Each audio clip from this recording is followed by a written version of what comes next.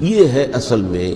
اس فتنے کا پس منظر عبداللہ ابن سبا نے جو آ کر پھیلایا ہے، اور اس کی تفصیل میں اس وقت میں نہیں جا سکتا، کیسے یہ فتنہ پروان چڑھا، کیا انہوں نے اسٹریٹجی اختیار کی کہ یہ کیا کرتے تھے، گروہ بنا کر بھیجتے تھے لوگوں کو،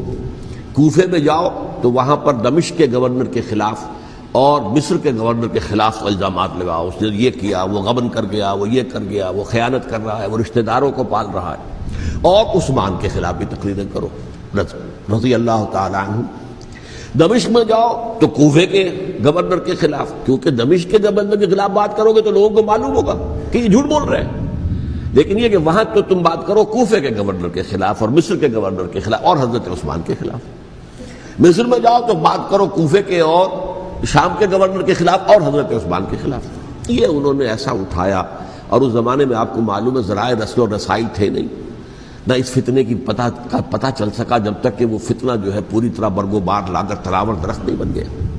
اس کے نتیجے میں حضرت عثمان رضی اللہ تعالی عنہ شہید ہوئے، اور خلیفہ پھر حضرت علی رضی اللہ تعالی عنہ کو انہی سوائیوں نے، جنہوں نے گھیراؤ کیا تھا، جنہوں نے حضرت عثمان کو شہید کیا ہے،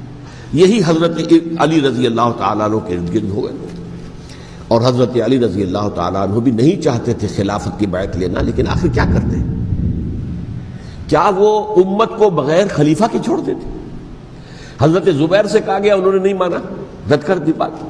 حضرت طلحہ سے کہا گیا، انہوں نے نہیں مانا، حضرت علی سے کہا گیا، اب عشرہ مبشرہ میں سے یہی تو تھے نا، لہذا انہوں نے تسلیم کر لیا، خلافت ہو گئی۔ لیکن اس کے بعد جو خانہ جنگی ہوئی ہے، اس خانہ جنگی کے نتیجے میں نوٹ کر لیجئے کہ 1,00,000 کے قریب مسلمان ایک دوسرے کی تلواروں اور نیزوں اور برچھیوں اور تیروں سے ختم ہو گئے، ہلاک ہو گئے۔